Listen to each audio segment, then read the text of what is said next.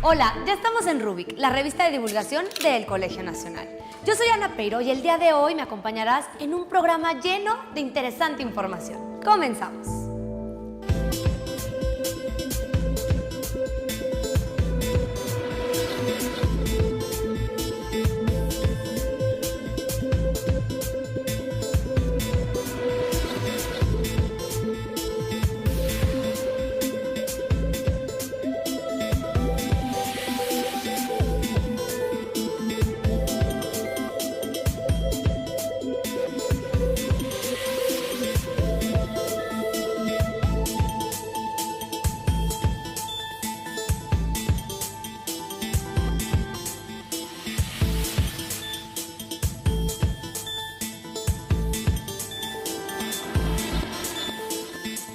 El biólogo e investigador José Sarucán te platicará sobre la importancia de la diversidad, pero no solo en la flora y la fauna, sino en todo México. El doctor Rui Pérez Tamayo nos seguirá hablando de la transformación de la ética en la medicina. Además, el astrónomo Manuel Peimbert nos dirá qué cosa es el helio primordial y su importancia. Antes de iniciar, te recuerdo que el Colegio Nacional tiene presencia en todo México. Por ello, sus miembros académicos mexicanos de todas las disciplinas suelen dictar conferencias por las universidades de todo el país. Para saber dónde se presentarán próximamente, que podría ser muy cerca de ti, te sugiero entrar a la agenda de nuestro sitio web. Ahora sí, vámonos a nuestra primera cápsula con el doctor Rui Pérez Tamayo.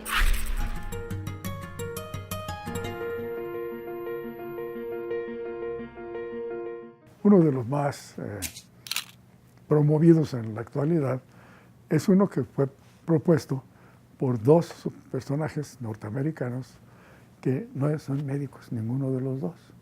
Uno es profesor de filosofía y el otro es profesor de teología. Ellos hicieron un libro, que ya lleva muchas ediciones, en el cual se señala cuáles son los principios de la práctica médica. ¿Qué dicen? El primero, respeto a la autonomía. Sí, hay que respetar la personalidad del paciente. No lo vamos a tratar de transformar en algo que no es. Vamos a respetarlo a él, a escucharlo, a ver cuáles son sus deseos y sus problemas. Respeto a la autonomía. ¿Sí? Luego, veracidad. Hay que tratarlo con la verdad, no hay que engañarlo con nada. Hay que hacerle el bien, no hay que hacerle el mal. ¿Sí? Y hay que conservar la confidencialidad. Sí, lo que el paciente nos dice es entre él y el médico. Y no debe ser el médico un chismoso que le vaya a ir contando a todo el mundo qué fue lo que el paciente le dijo. Bueno, esto se considera como los principios de ética médica. No son de ética médica. Son principios de relaciones interhumanas. Ocurre lo mismo cuando no se trata de un médico y un enfermo, sino de un médico y un arquitecto. Si yo voy a decirle a un arquitecto que me construya mi casa, ¿qué espero de él?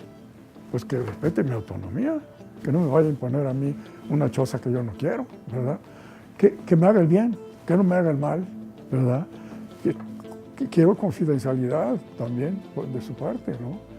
En fin, son las reglas del comportamiento interhumano. Lo que pasa es que la relación médico-paciente es una relación interhumana. Y entonces estas reglas del comportamiento decente entre los seres humanos, pues también prevalecen en las reglas del comportamiento del médico con sus pacientes. Pero, ¿cuáles son las reglas de ética médica? Aquellas derivadas de los objetivos de la medicina, las que son específicas de nuestra profesión. Y yo digo que son nomás tres. La primera es preservar la salud. La segunda es curar. Y cuando no se puede curar, aliviar. Y siempre acompañar al paciente y a su familia. ¿Sí? Y luego, la última regla es siempre manejar al paciente de manera íntegra, completa. Manejo integral. Preservar la salud. ¿Qué vamos a hacer para preservar la salud? Lo primero que tenemos que hacer es estudiar, ¿verdad? Tenemos que estudiar la manera de preservar la salud o de curar, y cuando no se puede curar, aliviar, es con conocimientos. Si no tenemos conocimientos, entonces no servimos como médicos, ¿no? Entonces la primera regla de ética médica, basada en los objetivos de la medicina, es mantenerse al día, estudiar continuamente, ir a congresos, dar clases, en fin, hacer que el médico tenga la obligación ética de prepararse lo mejor posible todos los días. La segunda es enseñar. El conocimiento que el médico tiene no es nada más para él, es para todo el que pueda beneficiarse con él. Y el primero que se beneficia con él casi siempre es su paciente. Un minuto con Gerardo Murillo.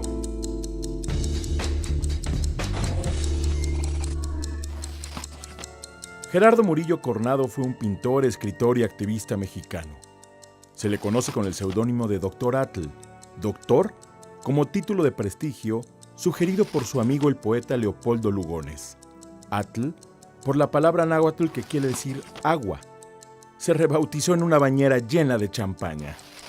Cuando estalló la Revolución Mexicana, Dr. Atl se volvió jefe de propaganda de Venustiano Carranza. Tras un exilio en Estados Unidos, regresó a México y trabajó como portero en un convento. Su intensa relación sentimental con una joven 20 años menor, Carmen Mondragón Nahui Olin, es bien conocida. Él le hizo varios retratos, ella intentó dispararle mientras dormía. Dr. Atl también era amante de los volcanes y del alpinismo. Uno de sus cuadros más conocidos fue Erupción de Paricutín de 1943, donde usa una técnica que lleva su nombre. Por una lesión mientras estaba en el Paricutín, tuvieron que amputarle la pierna. A falta de esa extremidad, usó avionetas para ascender. Así, inventó la técnica de los aeropaisajes. Dr. Atl recibió la medalla Belisario Domínguez, el Premio Nacional de Bellas Artes, y fue miembro del Colegio Nacional solo un año, ya que renunció a su nombramiento.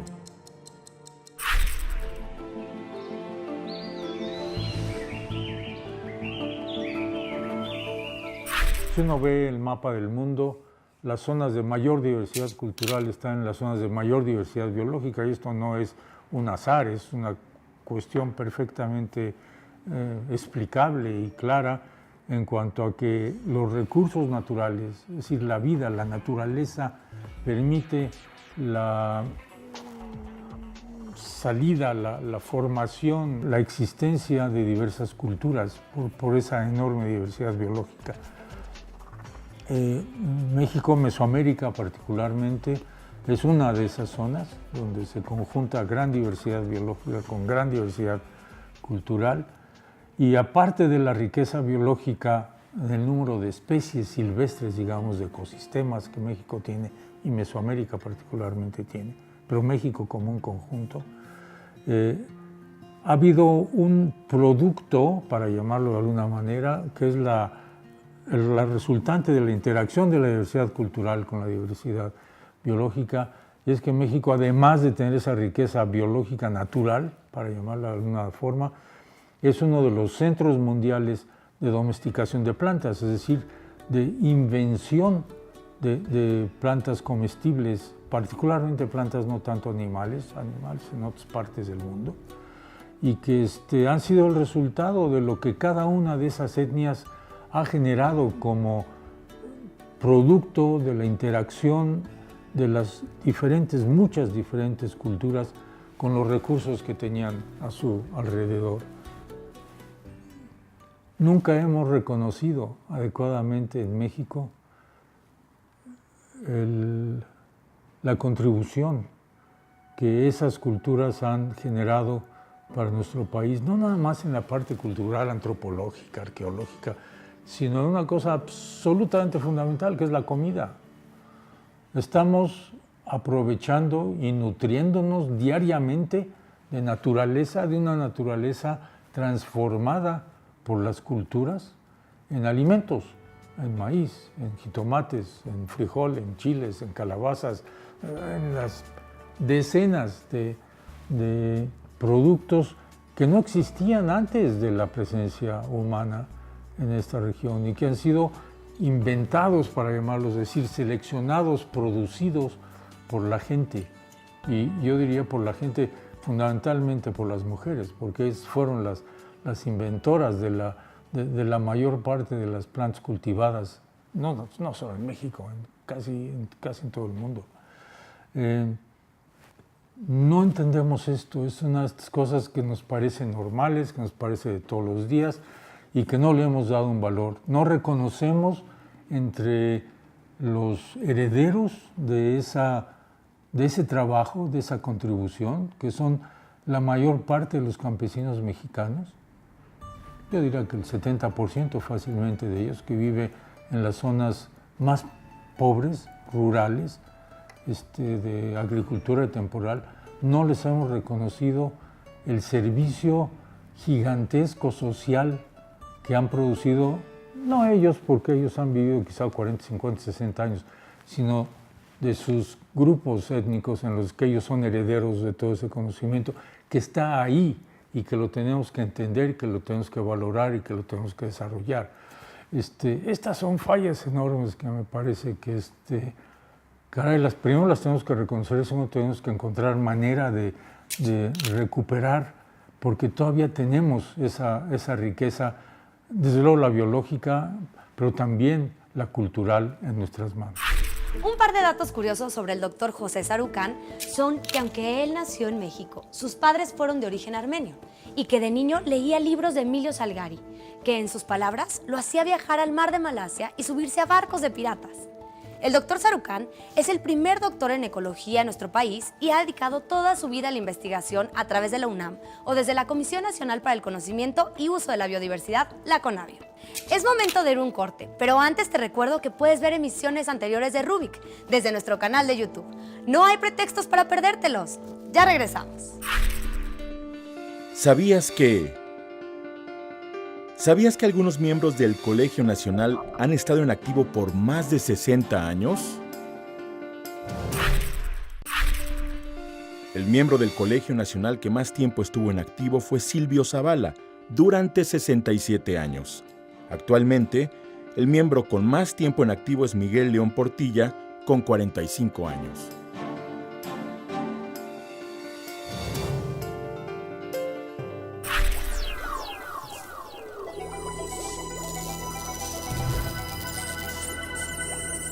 Después de varias décadas de trabajo, muy satisfactorio, con muchas aventuras, muchos aprendizajes, un poco en contra de mi voluntad, hace exactamente casi 12 años, me tocó dirigir el Instituto de Ciencias Nucleares de la Universidad Nacional. Y yo dudé muchísimo de aceptar ese cargo, porque estaba muy contento en mi vida como investigador, viajando con muchos estudiantes, conociendo el mundo. Pero también sentí que era mi obligación retribuir un poco a la sociedad todo lo que había yo recibido, particularmente de la UNAM, pero de México en general. Y cuando planeé aceptar, participar en ese proceso, pensé en un par de proyectos, digamos, que iban más allá de lo usual, del trabajo usual de los directores, que es mantener, mejorar las condiciones de trabajo, construir, si se puede, aumentar los laboratorios, etcétera, cosa que sí hice. Pero planeé estos dos proyectos por mi situación de vida particular, por mi origen como científico, que fue a través del apoyo de maestros que me reconocieron, que me hicieron saber que yo podría tal vez ser un científico, en particular un matemático, un físico. Y entonces, junto con un colega, Jorge Hirsch, del Instituto de Ciencias Nucleares, estuvimos hablando de crear un proyecto que hoy se llama Pauta, que quiere decir Programa Adopte un Talento, en que le diéramos oportunidad a los chicos de enterarse qué cosa es la ciencia. En este país, la gran, digamos, la famosa pérdida de cerebros o la salida de gente muy preparada sucede como una gotera, pero el gran, digamos, la cascada gigantesca es con los chicos, porque nunca les damos la oportunidad. Y creamos este proyecto, Pauta, que hoy en día trabaja en 4 estados, en 2 más está iniciando, donde pequeños de muchas edades, desde los muy pequeños, que llamamos Pautita, hasta chicos ya en la preparatoria y que ya han pasado a la universidad, se acercan a la ciencia. Trabajamos a través de talleres y no se trata tanto de transmitirles conocimientos, sino la alegría, el gran entusiasmo que se genera a través de entender a la naturaleza. Y lo hemos logrado, miles de niños se han acercado a través de nosotros y muchos de ellos ya han llegado a estudiar ciencias. Y ese proyecto a mí me hace sentirme profundamente orgulloso de haberlo iniciado. Templo Mayor. La madrugada del 21 de febrero de 1978, un grupo de trabajadores de la Compañía de Luz y Fuerza del Centro, que trabajaban a un costado de la Catedral de la Ciudad de México, golpearon una piedra que los obligó a detenerse. Al limpiarle el barro, descubrieron que estaba grabada. Al día siguiente, el Instituto Nacional de Antropología inició el proyecto Templo Mayor, un rescate arqueológico que lleva casi 40 años de investigación constante. La piedra grabada era la escultura de Coyolxauhqui, la diosa de la luna que pronto sería visitada por el presidente José López Portillo. Inició entonces un proyecto de recopilación, excavación e interpretación de materiales para descubrir más sobre el centro del universo del Imperio Mexica. El proyecto fue liderado por el reconocido arqueólogo Eduardo Matos Moctezuma. Un primer logro, además de haber hallado en tan buen estado algunas piezas, fue ir descubriendo escalinatas, adoratorios, ofrendas, piedras de sacrificios, un chacmol y el significado de todos estos objetos. Un segundo logro fue el interés de la población. Hubo tanta gente interesada en saber al respecto que las primeras conferencias tuvieron que hacerse en el Museo de Antropología. Un tercer logro fue la creación del Museo de Sitio del Templo Mayor, del que Matos fue director hasta 2001. En él se exhiben los más de 7,000 objetos encontrados inicialmente. En 1991, Eduardo Matos planteó la necesidad de crear el programa de arqueología urbana que sirviera para explorar de forma subterránea lo que era la gran plaza de Tenochtitlán. Así, pudieron ingresar al subsuelo de la catedral y encontrar el choque de piedras prehispánicas con las de los conquistadores. Como reconocimiento a Eduardo Matos Moctezuma, quien ha dedicado su vida al descubrimiento, estudio y divulgación del centro histórico, se le integró como miembro del Colegio Nacional. Es impresionante escuchar a Eduardo Matos Moctezuma al relatar que la gente se agolpaba en los vidrios del Museo de Antropología para saber más sobre las novedades arqueológicas, que varios años antes ya arrojaban señales de existencia desde 1913, con las excavaciones de don Manuel Gamio, quien encontró una piedra en forma de cabeza de serpiente y dijo estar seguro de hallar más bajo sus pies. ¿Sabías que, como el Templo Mayor de Tenochtitlan estaba dedicado a Huitzilopochtli y a Tlaloc, Hernán Cortés quiso borrar este espacio sagrado mexica, construyendo una iglesia monumental como es la preciosa Catedral Metropolitana? Bueno, aún hay mucha historia por contar al respecto, aunque será en otra ocasión. Ahora te invito a ver la sección del Libro Negro con Fernando Martín Velasco.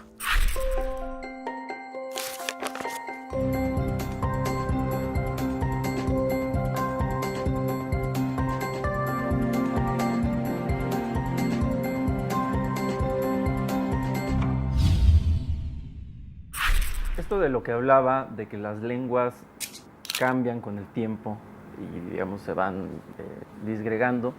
Por ejemplo, si viniera, o más bien, si alguien, un hablante del español, suponiendo que existieran hablantes del español en los próximos 1000 años, se encontrara con esta grabación de esta entrevista, ¿lograría entendernos? ¿No lograría hacerlo? Esa es una pregunta realmente difícil de contestar por esto. Si hubiera hispanohablantes dentro de 1000 años y las condiciones de comunicación que tenemos ahora se mantuvieran, lo más probable es que sí lograría entendernos. Probablemente con algunas palabras que ya no ya no se utilizarían, pero para eso obtendría muy buenos diccionarios al alcance. Pero sí lograría entendernos. Pensemos, por ejemplo, en nuestra capacidad de entender hoy día la literatura española de los siglos de oro. Han pasado 400, 500 años. O el Cid, que son obras que, a pesar de que tienen un vocabulario que no siempre logramos entender, y para eso vamos a los diccionarios, de todas maneras son obras que sí podemos leer. Y eso yo siempre he pensado que es una de las grandes ventajas del español. Y lo explico de la siguiente manera. El español desde sus orígenes ha sido una lengua popular.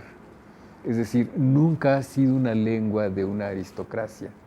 También la aristocracia la usa, por supuesto, pero nunca fue una lengua dominada por la aristocracia que se separara en alguna forma de la base popular del español. Y eso es lo que nos permite leer esas obras, a pesar del tiempo que ha pasado, sin tanta dificultad. A diferencia de otros casos, por ejemplo, el inglés o el alemán, en donde para leer, por ejemplo, el Anillo de los Nibelungos, o bien necesita uno una edición modernizada, o bien irse a la universidad a tomar un curso del alemán de aquella época, ¿no? Es un fenómeno muy curioso. Entonces, dentro de 1000 años, si esto sigue sucediendo, yo creo que sí nos entenderían. A nosotros. A nosotros. ¿Y cómo es que van cambiando estas lenguas? ¿Sabemos por qué van cambiando con el tiempo?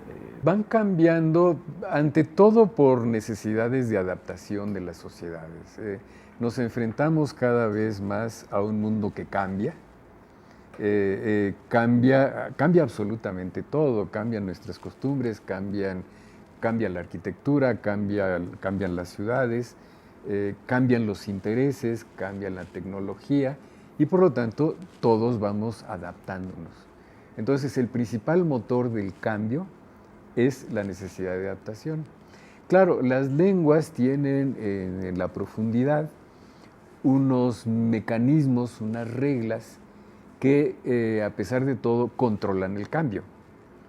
Es decir, no podríamos pasar de pronto del español, de la estructura del español a una estructura como la del náhuatl, sería imposible.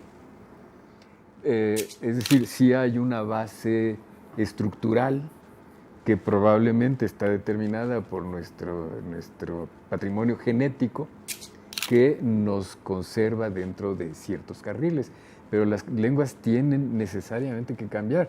Una lengua que no cambia se vuelve inútil y sus hablantes tienden a sustituirla.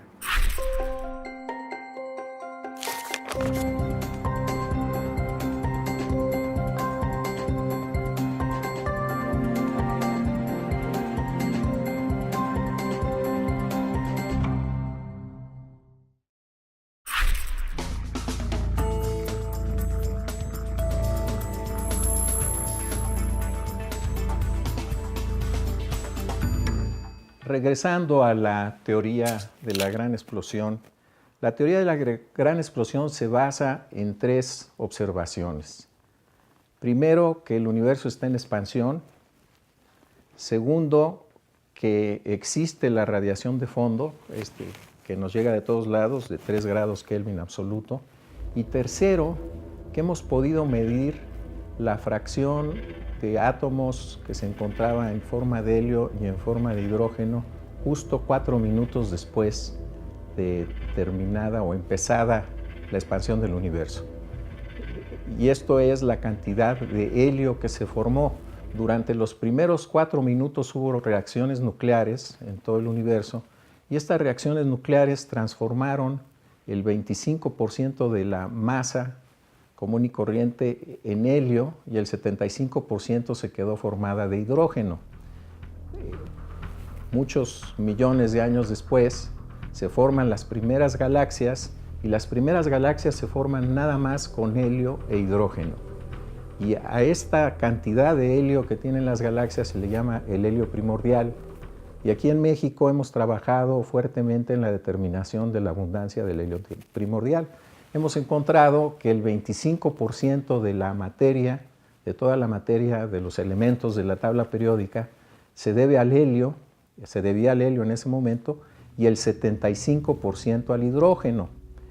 Esto no lo puede explicar la teoría de la creación continua de materia y es un tercer pilar a favor de la teoría de la gran explosión. Ahora, ¿qué pasa con las galaxias? Las galaxias se forman con esa composición química y después producen los demás elementos de la tabla periódica. Aquí el resultado del 25% de helio es muy importante porque también nos dice cuántas familias de neutrinos hay en el universo. Hay 3 familias de neutrinos de acuerdo con este valor del helio y también nos da un valor para la vida media del neutrón, que es del orden de 880 segundos. Y todos estos resultados pues son parte de la cosmología y de lo que se trabaja ahorita. El conocer de dónde vienen todos los elementos de la tabla periódica es fundamental, pero ahora queremos saber si eso es todo lo que hay en el universo, y no es así. La cantidad de materia que hay en el universo de los elementos de la tabla periódica es nada más el 5% de todo lo que hay en el universo.